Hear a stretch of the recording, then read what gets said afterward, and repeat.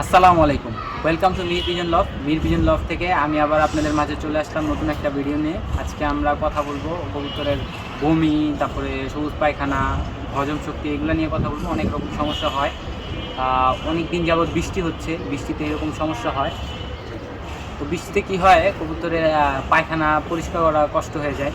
তো পায়খানাতে পানি পড়ে গ্যাস হয়, গ্যাস হইলে কী হয়, গ্যাস হইলে কবুতর বমি বমি করে, বমি করে, খায় না, ঝিম ধরে থাকে, তারপরে নানান রকম সমস্যা হয়। কবুতর ফুলে বসে থাকে, কবুতর পায়খানা সবুজ হয়, আরও অনেক রকম সমস্যা হয়। সব কিছুর সমস্যার সমাধান একটা ওষুধ আছে যেটা আমরা ইউজ করি। এই দেখা গেছে গরম, অতিরিক্ত গরম পড়লে এই সমস্যাটা হয়, বা হুট করে বৃষ্টি পড়লে এই সমস্যা হয়, ঠান্ডা ঠান্ডা লাগার আগ দিয়ে এই সমস্যাটা হয়। এই সমস্যা হইলে আমরা কী করি, এই সমস্যার একটা সমাধান আছে, সহজ সমাধান। এটা হলো এই যে দেখেন, কার্মিনা, কার্মিনা, এটা হলো হামদাদের কার্মিনা, কার্মিনা সিরাপ। এটা অনেক উপকারী ওষুধ। এটা আসলে আমি এক জায়গায় ইউজ করি না, এটা অনেক রকম ওষুধে ইউজ করা হয়। যেমন মনে করেন যে কবুতর হজম শক্তি বাড়াতে এটা অনেক ভালো, হজম শক্তি বাড়ায়। তারপরে কবুতর দেখা যায় শর্টকাট বমি শুরু করছে হঠাৎ করে, বমির ক্ষেত্রে এটা অনেক ভালো। তারপরে কবুতর পাকস্থলী স্ট্রং করে। তারপরে কবুতরের মনে করেন পেটে যদি কোনো গ্যাস থাকে, গ্যাসের সমস্যার সমাধান করে।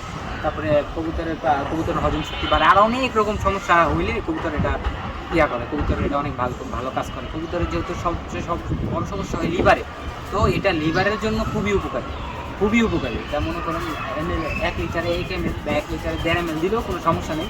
দিয়ে যদি আপনি খাওয়ান, তাহলে যখনই কবুতর দেখবেন বমি বমি ভাব হচ্ছে, কবুতর বমি করতেছে, এটা অনেক কার্যকরী।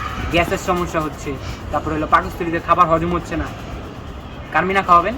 কার্মিনা খাওয়ালে ইনশাল্লাহ এই সমস্যাটা হবে না।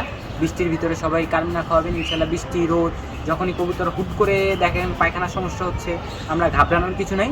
দেখা গেছে কবুতরটা ভালো, কালকে ভালো, আজকে হুট করে কবুতরের সমস্যা হচ্ছে। আর আগেও আমি কার্মিনার কথা বলছি, কার্মিনাটা দেখাই নেই। এই যে কার্মিনা সিরাপটা, এটা খাওয়াবেন, এটা আসলে নিয়ে রাখবেন। এটা খুবই ভালো, খুবই ভালো একটা ওষুধ আমাদের। এটা একটা প্রাকৃতিক ওষুধ। এটা হলো আর কি যে ভেষজ ওষুধ, এটা লতা পাতা দিয়ে বানানো। তো এই ক্ষেত্রে এটা আপনি যেভাবে ইচ্ছে ইউজ করতে পারবেন, এটা কোনো সমস্যা হবে না ইনশাল্লাহ। আশা করি সবাই আমাদের এই ওষুধটা ইউজ করবেন।